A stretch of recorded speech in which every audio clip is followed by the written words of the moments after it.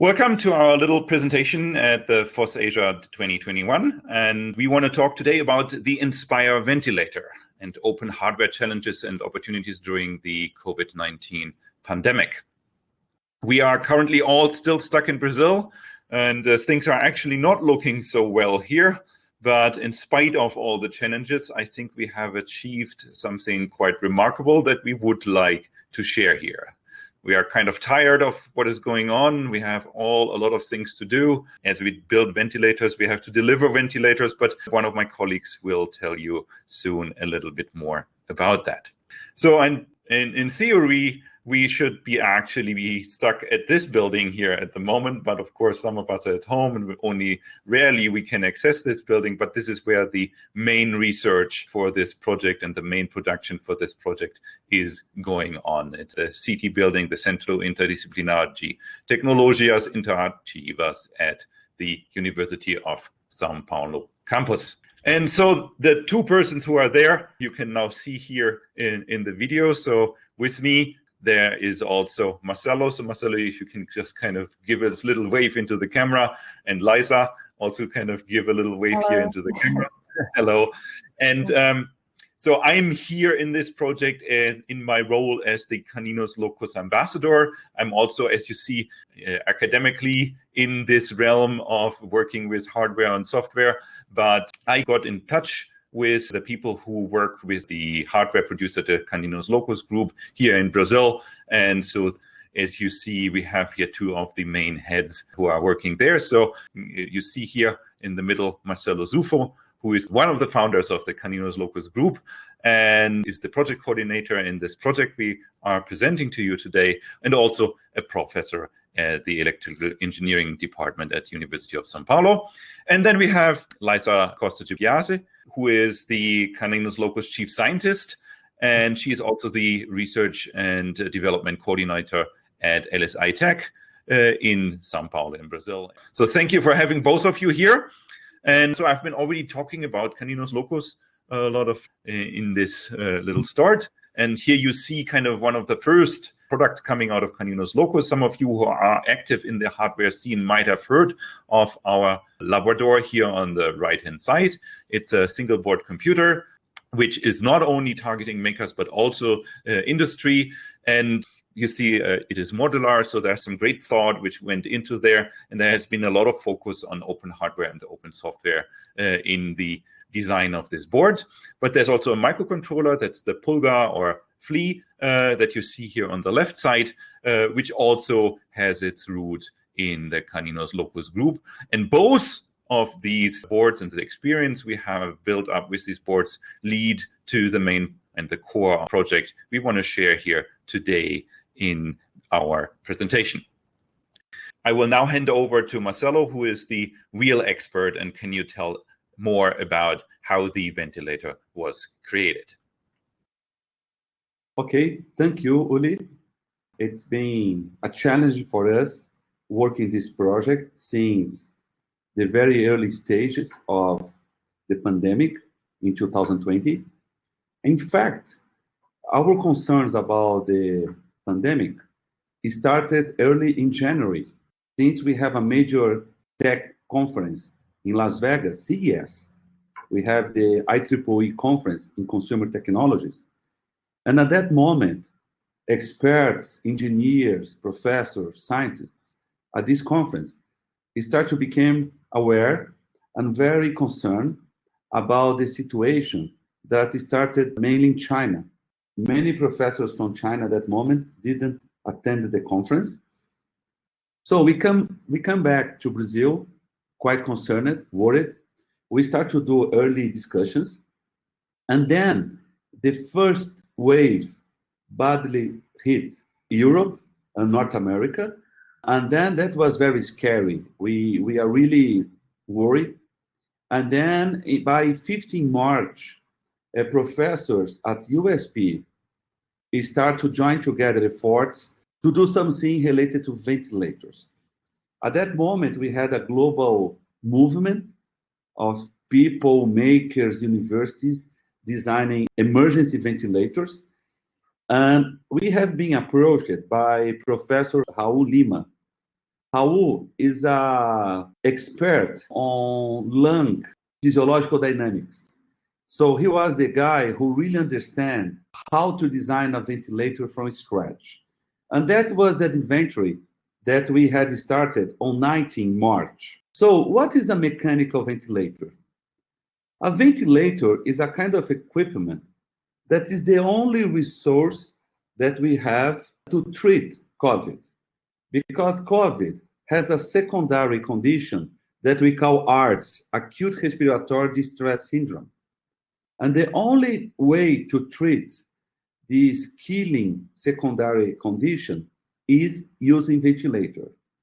We should say that a significant amount of people that is dying from COVID worldwide, people are dying under this condition of being intubated using ventilators. So suddenly ventilators became a fundamental piece of hardware to treat people. And it's a very hard system to design. It's a very critical one because any failure, any bug can lead for the patient death. And worse than that, is highly certified. Certification agencies across the globe, Europe, Asia, FDA in US, and Brazilian certification agencies are really, really careful about making this equipment available in society.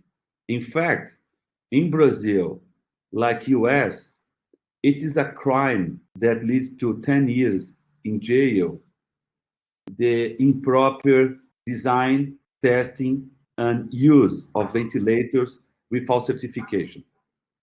So considering this situation, we decided to build a ventilator that should be low cost for emergency situations. When we say emergency, is when we observe collapses, health system collapses. We need to consider contingent scenarios where ventilators are not fully available to everyone. And also, we should consider this pandemic economy that is similar to a wartime economy, where we have logistic pitfalls, material shortages, embargoes, politics, corruption, and all other associated problems that will block citizens having access to this equipment. So in our project from scratch, using very common and widely available maker technologies, laser cutters, 3D printers, and open source platforms, in less than 120 days, and Liza will properly talk more about that, we had designed more than 7 boards in several configurations because we're pursuing the certification, and also including requisites in real time. We basically said, we are flying, building the plane. But we are very fortunate because in around 100 days from scratch, we have a fully certified device. So which are our design assumptions? The first assumption that we have is that eventually we will not have compressed air in remote and poorest areas of Brazil and South America. So Inspire is a ventilator that can generate compressed air by itself. We would like to have a low-cost product, robust, biocompatible, very fast to manufacture, off-the-shelf components, easy maintenance, fully certified by our Ministry of Health, fully validated in terms of functionality, because again, when we plug this ventilator on a human, that is again the only source of life for a given patient.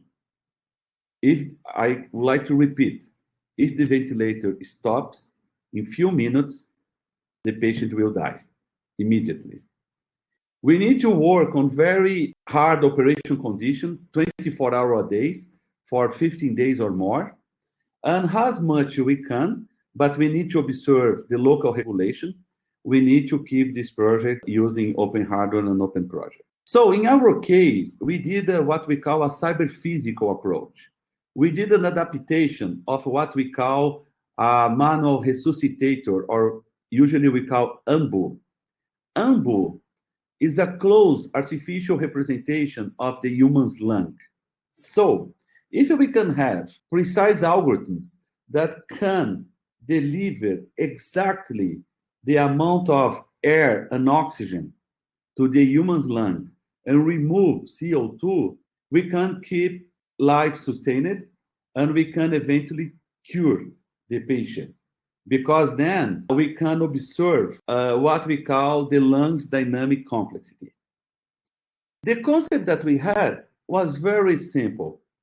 We just have an UMBU compressed by a high precision digital step motor using micro steps, because again, the lung is very, very sensible.